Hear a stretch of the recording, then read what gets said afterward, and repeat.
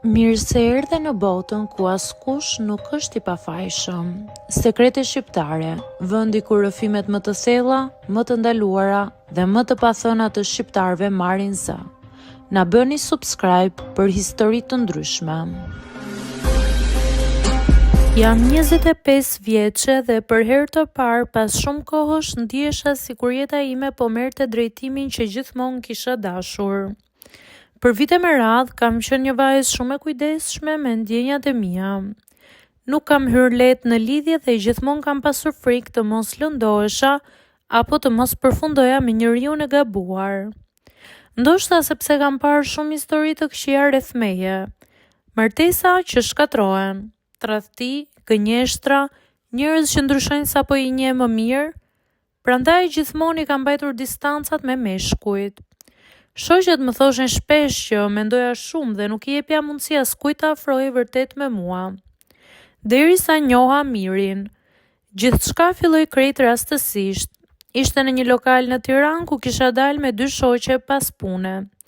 Nuk ishte tipi burrave që zakonisht më afroheshin.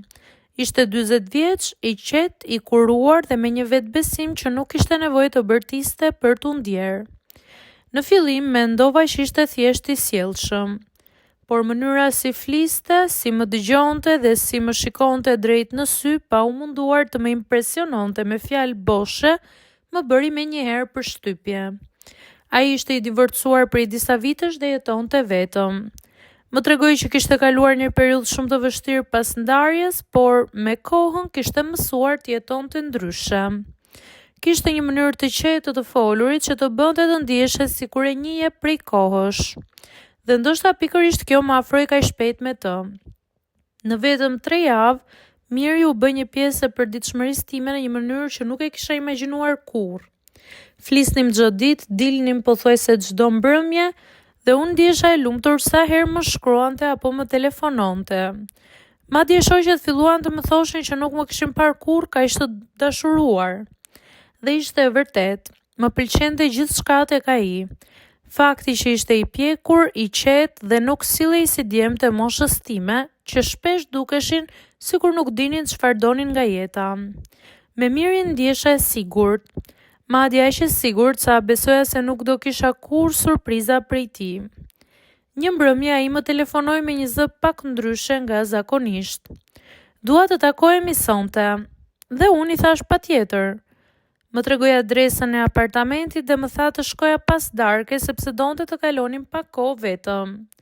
Ishte hera e parë që do shkoja në shtëpinë e tij dhe sinqerisht isha shumë e emocionuar.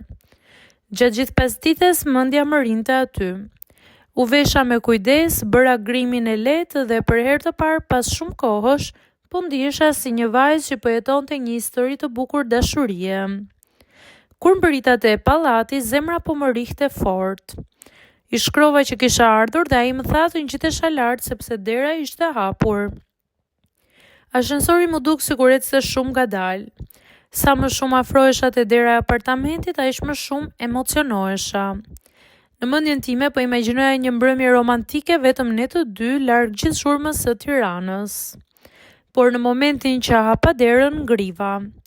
Miri nuk ishte vetëm. Brenda dhomës ishin edhe 2 burra të tjerë.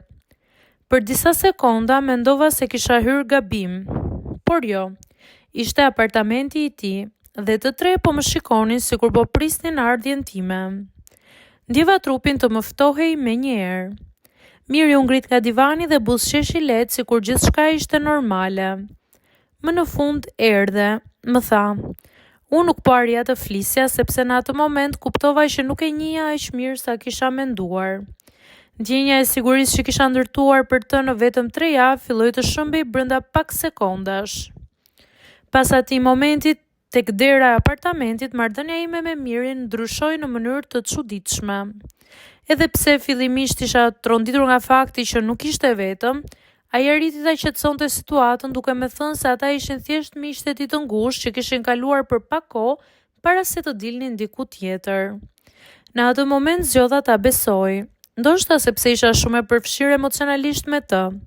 Ndoshta sepse nuk doja të pranoja që intuita ime po më paralajmëronte për diçka. Ai u soll shumë normalisht atë mbrëmje, më qëndroi pranë gjithë kohës, Më përqafoi, më bëri të ndihesha e rëndësishme dhe në fund të natës arriti ta largonte sikletin që më kishte krijuar. Por një ndjesi e çuditshme mbeti brenda meje, një ndjenjë që nuk po arrija ta shpjegoja. Megjithatë, vazhdova lidhjen me të. Sa më shumë kohë kalonte, aq më shumë lidhesha emocionalisht pas tij. Miri kishte një mënyrë të veçantë për të më bërë të ndihesha sikur isha qendra e botës së tij. Më telefononte vazhdimisht, më surprizonte me darka, më fliste për plane, për udhëtime dhe për mënyrën si unë i kisha rikthyer emocionet që mendonte se i kishte humbur pas divorcit. Ndërkohë unë po dashurohesha gjithnjë e më shumë me të. Një javë më vonë, një të premte pasdite, më shkroi një mesazh tjetër dhe më bëri menjëherë të buzëqesh. Dua të takohemi prapë sonte. Ku? E pyeta unë. Në orën 9. Në fillim qesha me vete, më dukej spontane, pak misterioze dhe ndoshta romantike në mënyrën e vet. Mendova se kishte organizuar diçka speciale, përsëri. Gjatë gjithë mbrëmjes isha emocionuar. Kur hyra në hotel, këtë herë shkuam në hotel, zemra po më rihte fort. Recepcionisti më pasi kur e dinte pse kisha ardhur aty dhe kjo më bëri shumë nervoze. Hipa me ashensor deri në katin që kishte shkuar Miri dhe ndalova pranë derës së dhomës. Për disa sekonda buzëqesha, mendova sa shpejt kishte hyrë ky burr në jetën time. Pastaj trokita, dera u hap dhe ishte Miri. Sa po hyra brenda, ndjeva sikur më iku gjaku nga fytyra. Përsëri kishte marrë 2 meshkuj të tjerë, rreth të 30-tave, të veshur casual, ulur në koltuk pranë dritares sikur po më prisnin. Për një moment mendova se ishte përsëri në një shaka. Çfarë është kjo, prap këtë punë? Nuk dua të trëmbesh, më tha ai. Po pse kanë ardhur? Është një fantazi që kam pasur prej kohësh, ma tha troç. Në atë moment më dukej sikur nuk po e njihja më fare njeriu përballë meje. Fillova të nervozohesha. Miri, kjo nuk është normale. Pse nuk më the më para? Ai u përpoq të më qetësonte, më mori duart dhe filloi të fliste me një qetësi që më hutoi. Më dëgjo, nuk do ndodh asgjë që ti nuk do. Dua që të flasim, të jemi rehat dhe të mos kesh frikë. Nëse ti nuk ndihesh mirë, e stopojmë në moment. Ajo fjali më qetësoi pak, sepse deri në atë moment isha ndjerë sikur kisha humbur kontrollin e situatës. Miri vazhdoi të fliste me mua për disa minuta, më tregoi që prej kohësh kishte fantazi që nuk kishte pasur guximin të ndante me askënd dhe se me mua ndihej aq rehat sa nuk e kishte menduar 2 herë. Mbas e gabova që nuk ta thash më herët, por doja që ta kishe surprizë. Qëndrova disa minuta në eshtje duke parë Mirin dhe pastaj 2 djemtë të erë që rinin në distancë pa folur. Në kokën time kishte vetëm konkluzion.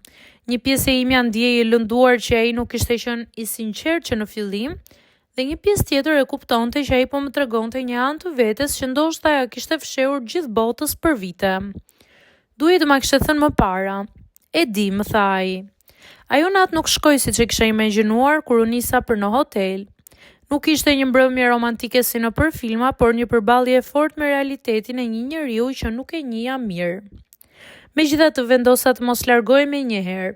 Qëndruam duke folur për orë të tëra, për dëshirat, kufit, frikrat dhe për faktin që njerëzit shpesh fshehin pjesë të vetes nga frika se mos gjykohen.